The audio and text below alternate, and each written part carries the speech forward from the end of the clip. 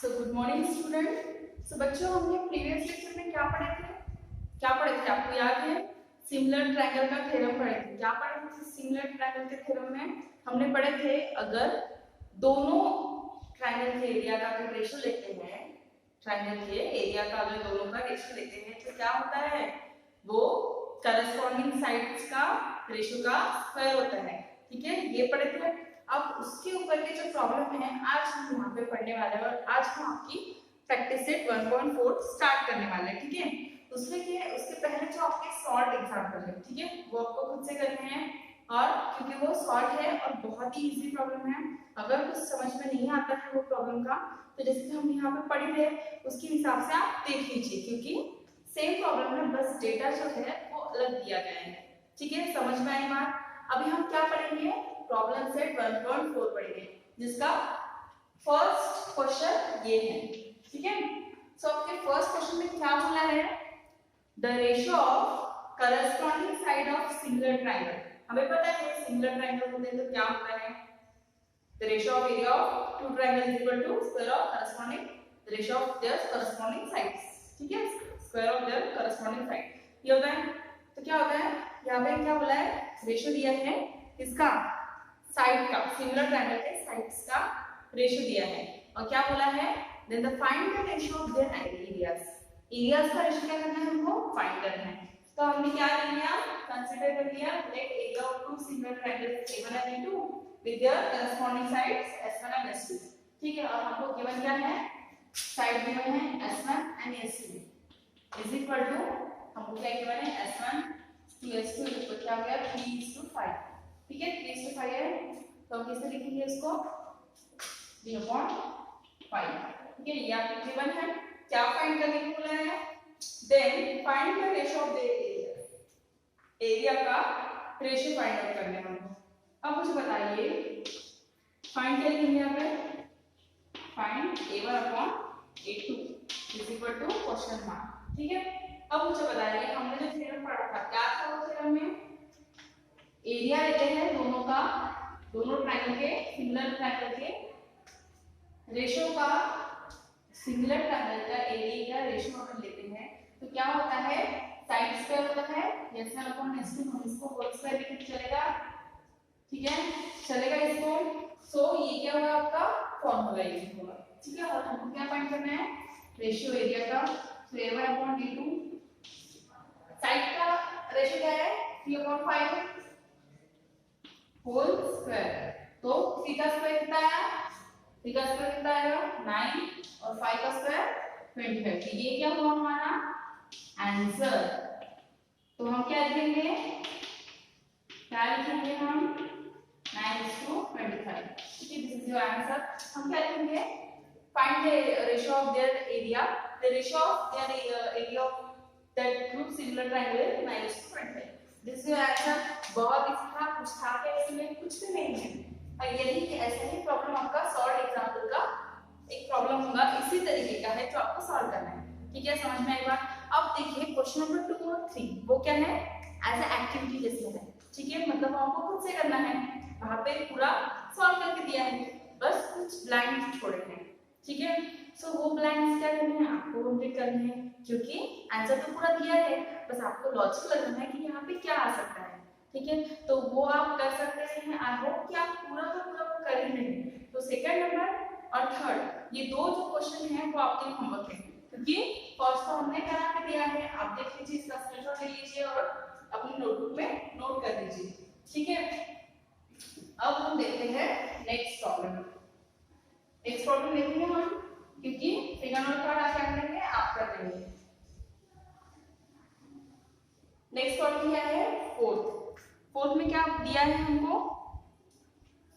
Fourth में क्या दिया है हमको?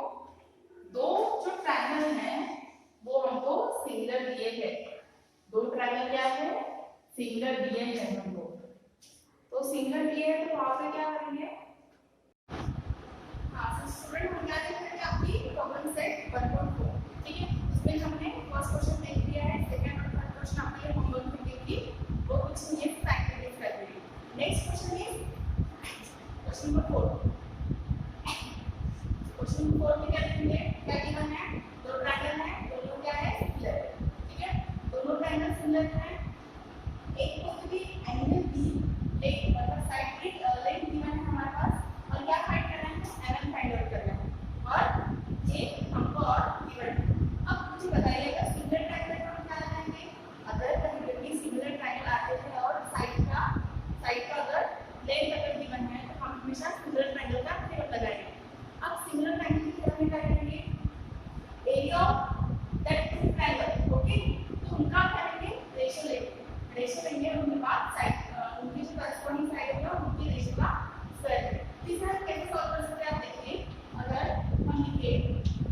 Area of triangle PQR upon area of triangle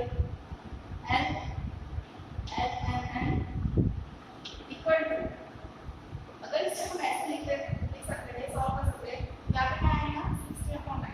क्या हम लिख सकते हैं ऐसे? हाँ डेफिनेटली लिख सकते हैं, क्योंकि ये मल्टीप्लाई में है, यहाँ पे आएगा डिवाइड में होगा, और ये मल्टीप्लाई में है तो वहाँ पे आएगा तो डिवाइड में होगा। ठीक है, इस प्रकार से हम सॉल्व कर सकते हैं। हमको क्या मिल गया? दोनों ट्रायंगल के एरिया का रेशियो का एक पर्टिकुलर वैल्यू, ठीक है, वैल्यू, और हमको एक साइड जो है वो फाइंड आउट करना है। ठीक है, अब हम इसे कैसे लिखेंगे? हम हमेशा क्या लिखते हैं? हमारा theorem area of triangle PQR upon area of triangle LNN is equal to, क्या लिखते हैं हम थ्योरम में? Side square. अब मुझे बताइए, आप बोलेंगे कि हाँ कौन सी साइड है? ठीक है, कौन सा साइड है? हमको QR करेंगे और फाइंड करेंगे LN फाइंड आउट करेंगे।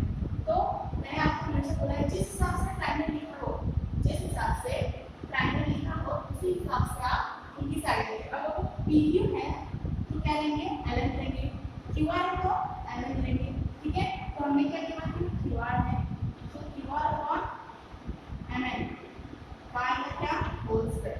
ठीक है, अब क्या गिवन है? जो वैल्यू गिवन है वहां पे इसे पुट कीजिए और आंसर फाइंड कीजिए। तो इसकी वैल्यू क्या गिवन है?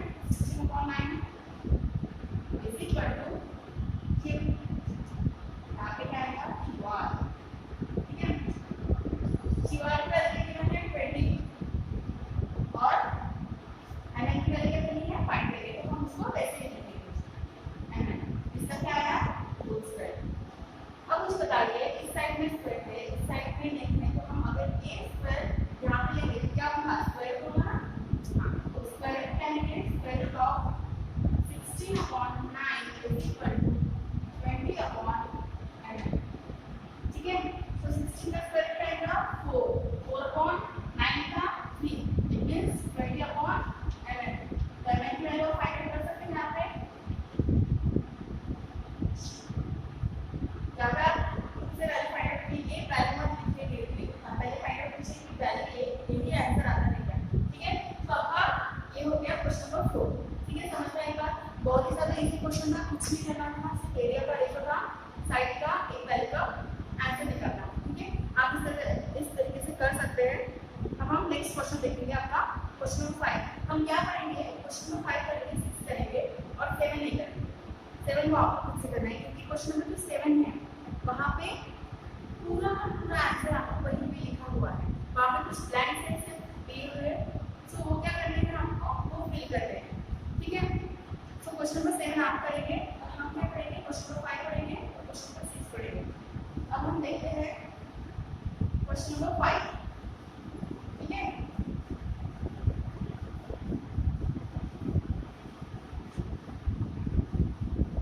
क्वेश्चन नंबर 5 में क्या बोला है आपने?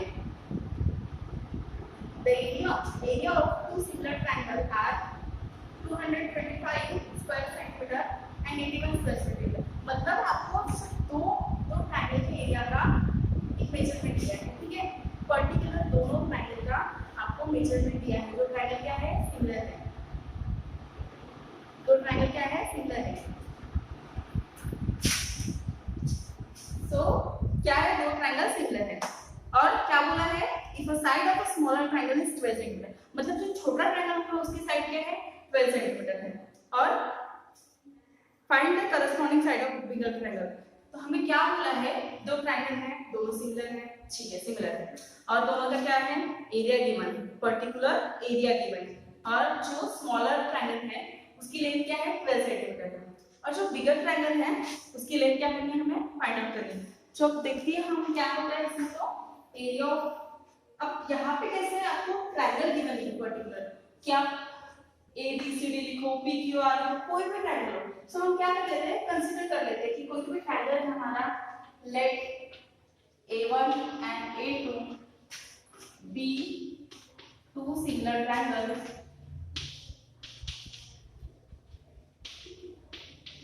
ठीक है, ये दो ट्रायंगल हमने कंसीडर कर लिया, और एंड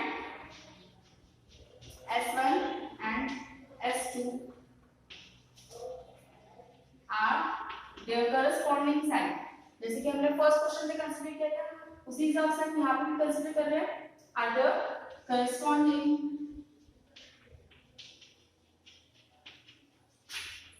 साइड्स रिस्पेक्टिवली। ठीक है, वो तो लिखना ही है क्योंकि जो A1 है उसकी साइड क्या होगी, S1 होगी, A2 की S2। ठीक है, तो ये लिखेंगे।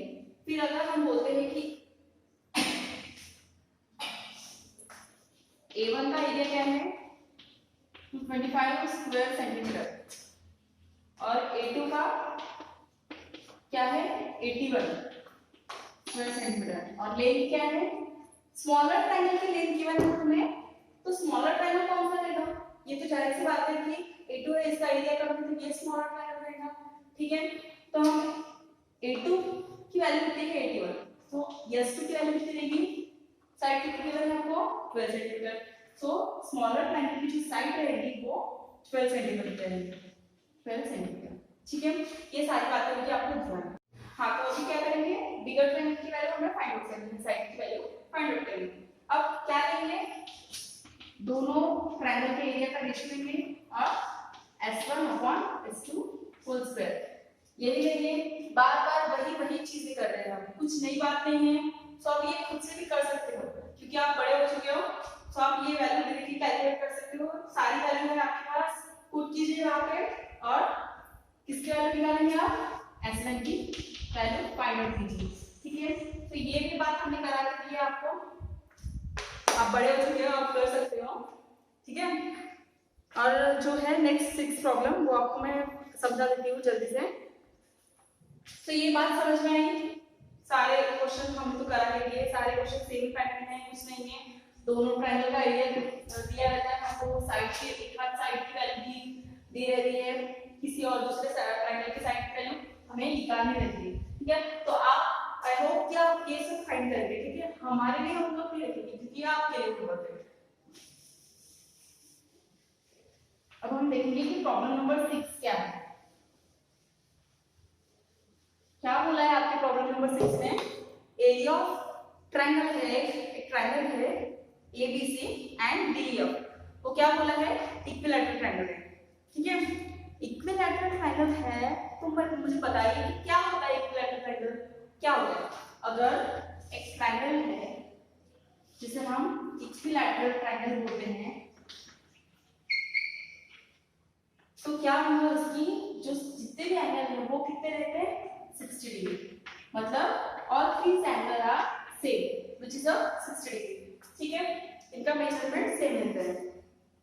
तो आपको क्या बोला है वहां पे, area of triangle ABC upon area of triangle DF, मतलब दोनों ट्रायंगल जो है उनका रेशियो दिया है, तो रेशियो क्या है, area of triangle ABC upon area of triangle DEF, इनका रेशियो क्या है 1:2। ठीक है, ये गिवन है। क्या बोला है, AB = 4, AB = 4 एंड फाइंड क्या करना है, फाइंड D। हमने अभी क्या फाइंड किया, हमने अभी क्या फाइंड किया, हमने फाइंड किया एक साइड। ठीक है, एक साइड, यहाँ पे हमें कोई चीज दी है, बार बार समझाने की जरूरत है क्या नहीं है, जितना ज्यादा आप खुद से करोगे, जितना ज्यादा खुद से होमवर्क करोगे उतना ज्यादा आपको समझ में आएगा कि क्या चीजें हम कहाँ पे अप्लाई कर सकते हैं।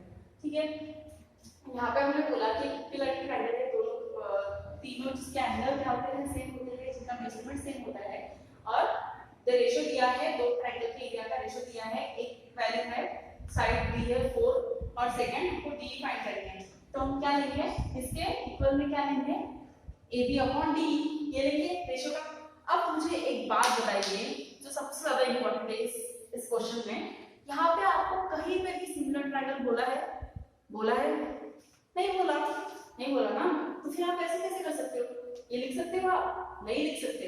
क्यों नहीं लिख सकते, क्योंकि आपको पूरे जब तक के दोनों ट्रायंगल अगर सिमिलर नहीं है तब तक क्या आप वो थ्योरम यहाँ पे अप्लाई नहीं कर सकते। ठीक है, अपन यहाँ पे एक बात दी है, इक्विलैटरल ट्रायंगल बोला है, क्यों बोला है, कुछ तो होगा ना, कोई भी चीज कोई भी प्रॉब्लम में ऐसे ही नहीं दी जाती, कुछ ना कुछ उसका यूज होगा, कुछ ना कुछ उसका एप्लीकेशन होगा, इसलिए वो चीज दी जाती है। ठीक है, इक्वल ट्रायंगल बोला है, ये ट्रायंगल इक्वल है, इट मींस हम क्या कर सकते हैं, इससे दो एंगल्स मिल रहे हैं, हम साइड पे टेस्ट लगा सकते हैं और दोनों जो ट्रायंगल होंगे उसको हम सिमिलर करेंगे। ठीक है, सिमिलर किए तो क्या होता, सिमिलर किए तो हमको ये सारी चीजें मिलती, जो थ्योरम हमने बोला है वो आप अप्लाई कर सकते हो। ठीक है, जब तक कि सिमिलर ना बोले आप कुछ नहीं कर सकते, मतलब वो थ्योरम तो बिल्कुल लगाना ही, सोचना ही नहीं कि वो लगाना है, कुछ दिया है, गिवन कुछ दिया है तभी आप सॉल्व कर सकते हो। तो ये क्या हो गया,